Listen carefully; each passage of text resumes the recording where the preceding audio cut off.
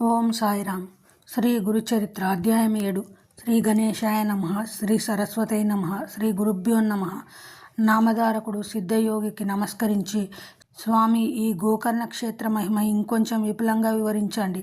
మన దేశంలో ఎన్నో పుణ్యతీర్థాలు ఉండగా శ్రీపాదస్వామి ఈ క్షేత్రాన్ని ఎందుకు ఆశ్రయించారో చెప్పండి అని వేడుకున్నాడు. అప్పుడు సిద్ధయోగి ఇలా చెప్పారు. పూర్వము ఇక్ష్వాకు వంశంలో మిత్రసహుడనే పేరుగల రాజు వేదమార్గ తత్పరుడై రాజ్యాన్ని ధర్మంగా పాలిస్తుండేవాడు. ఒకనాడతను అడవికి పోయి క్రూర జంతువులను వేటాడుతూ ఒక చోట భయంకరుడైన ఒక రాక్షసుని చూశాడు. రాజు అతని మీద బాణాలు వేయడంతో ఆ రాక్షసుడు నేలకూలి ప్రాణాలు విడుస్తూ తన సోదరుని పిలిచి రాజుపై ప్రతీకారం తీర్చుకోమని ఆదేశించాడు. అతని సోదరుడు తన రాక్షసమాయ చేత ఒక సామాన్య మానవ రూపంలో రాజు వద్దకొచ్చి ఎంతో వినయంతో అతనికి సేవ చేయసాగాడు. ఒకరోజు ఆ రాజు తన ఇంట పితృశ్రాద్ధానికి వశిష్ఠాది మహర్షులను భోక్తలుగా ఆహ్వానించాడు. ఆనాడు ఆ కపట సేవకుడు వంటలో రహస్యంగా నరమాంసం కలిపాడు. భోజన సమయంలో వశిష్ఠ మహర్షి అది తెలుసుకొని రాజుపై కోపించి, రాజా, నీవు మాకు నిషిద్ధమైన నరమాంసం వడ్డించావు కనుక నీవు బ్రహ్మరాక్షసుడు అవుతావని శపించాడు. ఆ ముని తనను నిష్కారణంగా శపించినందుకు రాజు కోపించి ఆయనకు ప్రతిశాపం ఇవ్వబోతుంటే పతివ్రత అయిన అతని భార్య దమయంతి అడ్డుపడి గురువును శపించబూనడం మహాపాపమని హెచ్చరించి ఆ శాప జలాన్ని తన పాదాలపైనే పోసుకోమని ప్రార్థించింది. రాజు తన కోపాన్ని నిగ్రహించుకొని శాపకల్మషమైన ఆ అపవిత్రమైన తన చేతిలోని జలాన్ని తన పాదాలపై పోసుకొని వశిష్ఠ శాపం వలన బ్రహ్మరాక్షసుడై పై కారణంగా కల్మషపాదుడనే పేరు గ్రహించాడు. అప్పుడు శాప విముక్తికై మహారాణి ప్రార్థించగా వశిష్ఠ మహర్షి జాలి చెంది, అమ్మ, నీ భర్తకు 12 సంవత్సరాల తరువాత బ్రహ్మరాక్షసత్వం పోతుంది అని ఆశీర్వదించి తమ ఆశ్రమానికి వెళ్ళిపోయారు. అప్పటి నుండి కల్మష పాదుడు ఘోరమైన అరణ్యంలో నివసిస్తూ అచ్చటి క్రూర జంతువులను మనుషులను పట్టుకొని తింటుండేవాడు. అతని బ్రహ్మరాక్షస రూపం ఛాయల అతనెప్పుడు వెంటాడుతుండేది. ఒకసారి అతడొక బ్రాహ్మణ శ్రేష్ఠుని చంపి తిన్నాడు. అందుకు ఆ బ్రాహ్మణుని భార్య శోకంతో, నీకు వశిష్ఠ శాపం తీరి నీ పూర్వరూపాన్ని పొందాక నన్ను నా భర్తను ఎడబాటు చేసిన పాపానికి భార్యా సంగమం చేస్తే నశిస్తావు అని శపించింది. కొంతకాలానికి వశిష్ఠ శాపం నుండి విముక్తుడైన రాజు తన నగరంలో ప్రవేశించాడు. అతని రాకకై భార్య ఎంతో ఆతృతగా ఎదురుచూస్తున్నది. ఆమెను చూస్తూనే రాజు కన్నీటితో తనకు కొత్తగా సంక్రమించిన బ్రాహ్మణ పత్ని శాపం గురించి చెప్పాడు. భార్యాభర్తలు ఇద్దరూ భిన్నులై ఆ శాప విముక్తికై తీర్థయాత్రలు చేశారు. మార్గమధ్యంలో వారు గౌతమ మహర్షిని దర్శించి తమ విషాదగాథ విన్నవించుకున్నారు. అది విని జాలి చెందిన గౌతమ మహర్షి, రాజా, భయపడవద్దు. పాపాలన్నింటినీ పారద్రోలి అభిష్టాలనిచ్చే పవిత్రమైన గోకర్ణ క్షేత్రం ఉండగా బ్రహ్మహత్య పాతకం నిన్నేమి చేయగలదు?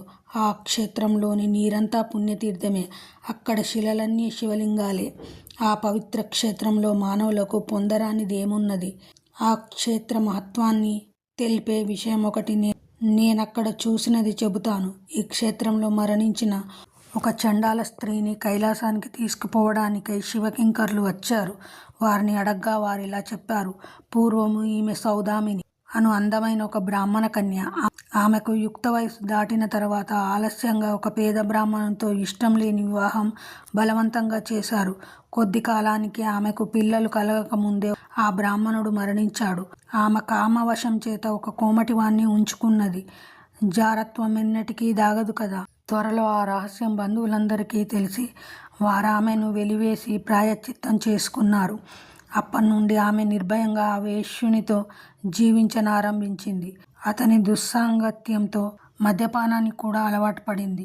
ఒకనాడు ఆమె కళ్ళు తాగిన మైకంలో ఆవు దూడనొక దానిని మేక అనుకొని చంపి దాని తలను మరునాటికని దాచి మిగిలిన దేహాన్ని వండుకొని భుజించింది.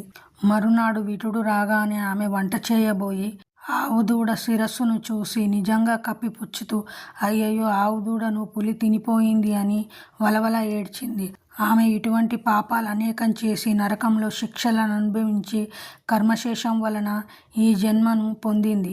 ఈ జన్మలో ఆమె పుట్టుగ్రుడ్డి, కుష్ఠిరోగి అయి కొంతకాలం పాటు తన తల్లిదండ్రుల చేత పోషించబడింది.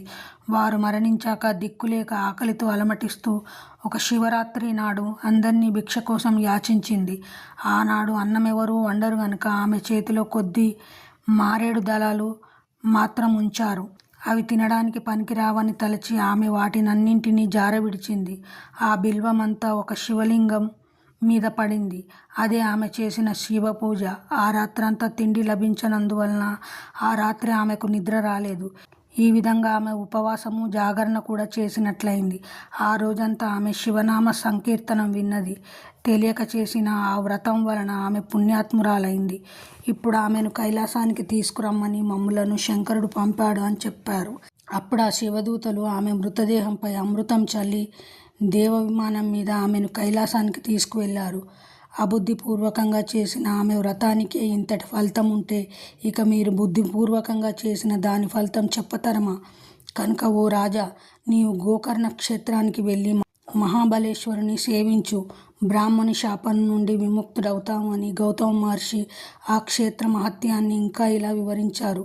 గోకర్ణం అంతటి పవిత్ర క్షేత్రం ఇంకొకటి లేదు. మిగిలిన క్షేత్రాలన్నీ చంద్రుడు, నక్షత్రాల వంటివనుకుంటే గోకర్ణం పాపమనే కారుచీకట్లను నశింపజేసే సూర్యుని వంటిది. ఈ క్షేత్ర దర్శనము, స్మరణముల వలన కూడా సర్వపాపాలు నశిస్తాయి. అక్కడ ఇంద్రాది దేవతలందరూ తపస్సు చేసి శివానుగ్రహం వలన తమ అభిష్టాలు పొందారు. అక్కడ మహాబలేశ్వరునికి బ్రహ్మ, విష్ణువు, ఇంద్రుడు, విశ్వదేవతలు, మరుద్గణాలు, సూర్యచంద్రులు, అష్టవసువులు, తూర్పు ద్వారంలోను యమధర్మరాజు, చిత్రగుప్తుడు, అగ్నిదేవుడు, ఏకాదశ రుద్రులు, పితృదేవతలు, దక్షిణ ద్వారంలోను వరుణుడు మొదలగు దేవతలు, పడమటి ద్వారంలోను కుబేరుడు, భద్రకాళి, వాయుదేవుడు, సప్తమాతృకలు, ఉత్తర ద్వారంలోను విశ్వావసువు, చిత్రరథుడు మొదలగు గంధర్వులు నిత్యము నిలిచి ఆయనను ఉపాసిస్తుంటారు. కశ్యపుడు, అత్రి, వశిష్ఠుడు, కణ్వుడు మొదలైన మునీశ్వరులు, కృతయుగంలో విశ్వామిత్రుడు, జాబాలి, భరద్వాజుడు మొదలైన మహర్షులు, సనకనందనాది బ్రహ్మ మానసపుత్రులు, నారదాది దేవర్షులు, సిద్ధులు, సాధ్యులు, మునీశ్వరులు, యతులు నిత్యము గోకర్ణేశ్వరుని ఉపాసిస్తున్నారు. రావణుడు మొదలగు రాక్షసులు కూడా ఈ క్షేత్రంలో తపస్సు చేసి శివుని నుండి వరాలు పొందారు. కనుకనే ఈ క్షేత్రంలో చేసిన తపస్సు, ఆధ్యాత్మిక సాధనలు 1,00,000 రెట్లు మంచి ఫలితమిస్తాయి. అప్పుడు ఆ రాజు భార్యా సమేతంగా గోకర్ణం వెళ్ళి మహాబలేశ్వరుని సేవించి శాపవిముక్తుడయ్యాడు. కనుక ఓ నామధారక, ఎంతో సజ్జనులకు ఆశ్రయమైన గోకర్ణ క్షేత్రం వారి తపస్సు చేత ఇదివరకే పరమ పవిత్రమైంది.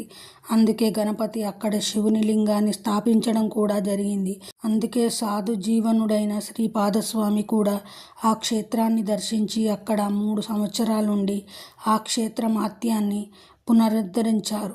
తర్వాత ఆయన కృష్ణా తీరంలోని కురుపురానికి వెళ్ళి అక్కడ తమ స్థూల రూపాన్ని మరుగుపరిచారు.